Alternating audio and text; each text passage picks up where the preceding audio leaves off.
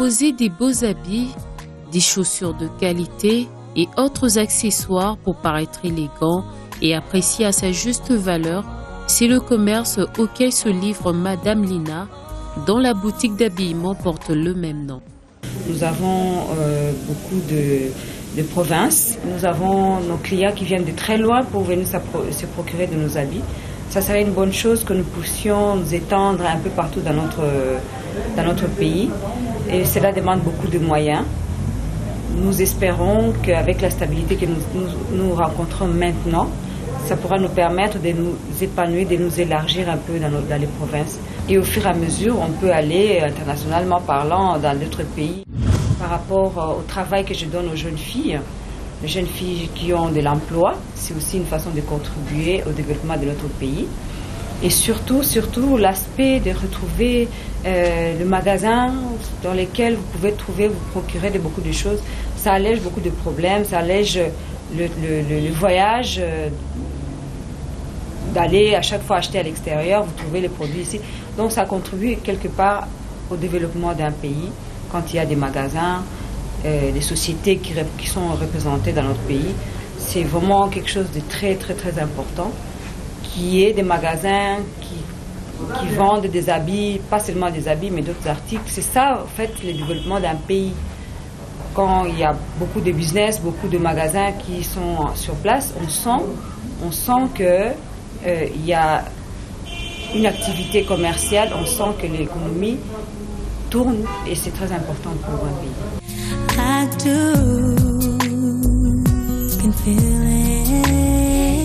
Pour Madame Lina, il faut offrir aux clients la réponse à toutes leurs préoccupations.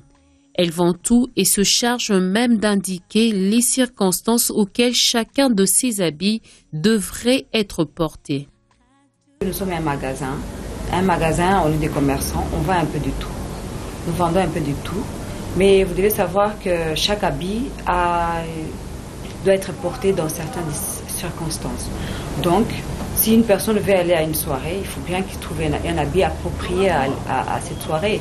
S'il veut aller en boîte, il faut bien qu'il trouve une tenue avec laquelle il va se sentir à l'aise pour aller en boîte. Mais nous procurons aussi des conseils. Ce n'est pas que nous exposons les mamans, non, loin de là. Mais vous devez savoir que quand vous portez une tenue, nous donnons aussi des conseils. Nous donnons des conseils, on dit que cet habit est porté à tel moment de la journée, à tel moment de la soirée, dans telles circonstances et tout ça. Donc nous avons aussi des musiciens qui viennent ici, qui achètent des habits qui doivent être portés sur scène. Donc nous sommes des commerçants, c'est comme si aujourd'hui vous allez au marché, vous allez trouver des piments, vous allez trouver du sucre, vous allez trouver un peu de tout, quitte à vous de savoir comment est-ce que vous voulez préparer votre nourriture. C'est la même chose. Donc dans un magasin d'habillement, nous avons un peu de tout. Nous avons un peu de tout, quitte à savoir maintenant comment porter ces habits-là, dans quelles circonstances. Il y a toujours des abus, mais je pense que cela n'est pas la question, c'est la question de l'éducation de chacun. Non seulement de l'éducation, des coutumes, surtout de l'éducation, parce qu'il y a d'autres habits que pour vous, par exemple, vous allez trouver ça dénudé pour une personne, et une autre personne trouve ça tout à fait normal. Donc ça dépend de l'éducation. Et comme nous avons un pays qui a un mélange de cultures, donc toute personne qui vient ici chez nous, il se retrouve. Il se retrouve dans le sens de son choix par rapport à sa culture, par rapport à l'éducation qu'il a. Je ne pense pas que nous exposons les filles ou les femmes dans ce sens-là. Commerçante mais aussi vice-présidente du Parti écologique, Madame Lina fait de la préservation de l'écosystème son cheval de bataille. Tant que nous commençons à faire vraiment un choix, un tri,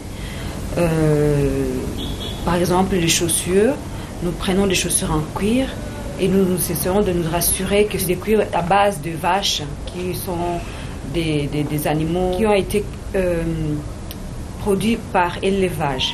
Donc il n'y a pas, les animaux n'ont pas été décimés. Par rapport, par exemple, on dirait les crocodiles. Nous évitons de vendre des chaussures en crocodile, nous évitons de vendre de la fourrure, parce que là, c'est des animaux qui n'ont pas de protection, qui sont décimés. Mais quand nous vendons des chaussures en cuir et que nous savons que ça a été produit par des vaches, des chèvres, c'est des cuirs qui sont produits par les élevages, donc c'est une procédure continuelle. Là, on n'est pas en train de décimer les animaux. La même chose dans les habits, nous avons les habits qui sont produits par le coton. Vous voyez que le coton, c'est produit par une culture. Hein.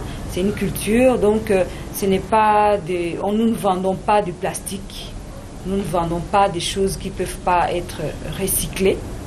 Nous avons opté aussi pour nos emballages, que nous utilisons les emballages en carton, qui sont toujours des emballages biodégradables. Donc nous sommes en tout cas en train de travailler là-dessus et rassurez-vous, vous avez des habits qui répondent aux normes écologiques. Vous savez, la femme, elle a beaucoup de capacités. La femme, elle n'est pas limitée à faire qu'un seul travail. Ça, c'est limité. Nous avons beaucoup de capacités. Je pense qu'il faut une bonne organisation. Il faut s'entourer des gens compétents autour de vous. Et ça vous allège beaucoup de choses. Donc, je vais vous donner des exemples à la maison. Par exemple, je suis mère de 7 filles. Et donc ce n'est pas facile. Mais je m'organise quand même le matin. Je sais comment les enfants se préparent pour aller à l'école. Et par la suite, je fais un programme avec mon cuisinier pour la nourriture des enfants, pour la nourriture de tout le monde. Et je fais un programme avec mon mari, je sais à quel moment il va rentrer, quel est le repas qu'il voudrait bien prendre. Alors, je sais de suivre, il y a un répétiteur pour les enfants pour leurs cours, il y a un temps pour le sport pour les enfants, donc j'essaie de suivre tout cela. Et j'ai aussi un planning pour mon travail en tant que vice-présidente du parti. Je sais que tel jour, j'ai réunion avec les mamans, avec les jeunes et tout ça. Il suffit de suivre et s'entourer des gens compétents et vous verrez que le travail va être allégé.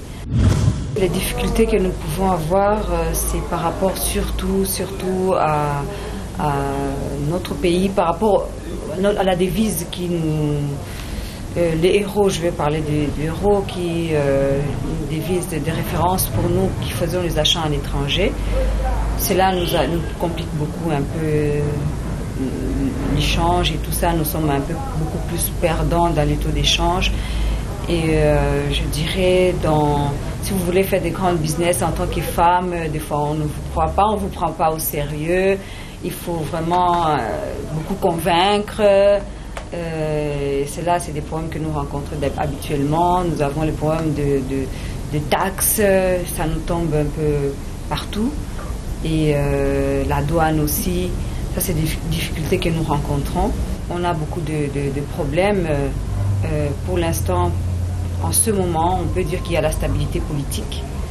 Mais on a vécu pas mal de problèmes. Hein. Dans le temps, il y avait la guerre dans les provinces, il y avait l'instabilité politique, comme vous le savez très bien. Donc ça nous a beaucoup perturbés. Il y avait les problèmes de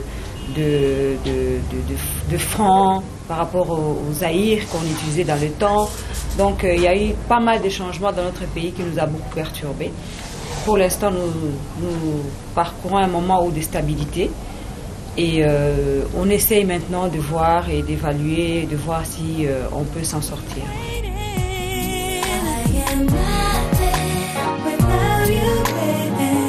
Pour Madame Lina, il ne suffit pas seulement que la femme congolaise puisse paraître, mais l'on devrait lui donner la chance d'accéder à l'instruction au même titre que l'homme.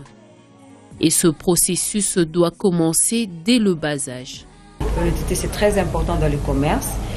Et aussi, je vais lancer l'appel à toutes les femmes qui occupent des postes de responsabilité, surtout nos parlementaires et les femmes ministres, de faire vraiment un grand effort, de faire voter des lois qui permettent aux jeunes filles d'avoir des acquisitions intellectuelles. Donc, comme on dirait, toutes les filles doivent apprendre à lire et à écrire pour leur permettre d'analyser beaucoup de choses et de bien s'épanouir. Parce qu'aujourd'hui, nous parlons de la femme mais apparemment c'est la femme, simplement la femme intellectuelle. Nous voyons très bien comment est-ce que la femme maraîchère, la femme du village, elle est pratiquement négligée, abandonnée à elle-même, à son sort. Ça me fait personnellement mal au cœur, parce que au XXIe siècle, toutes les femmes devraient déjà avoir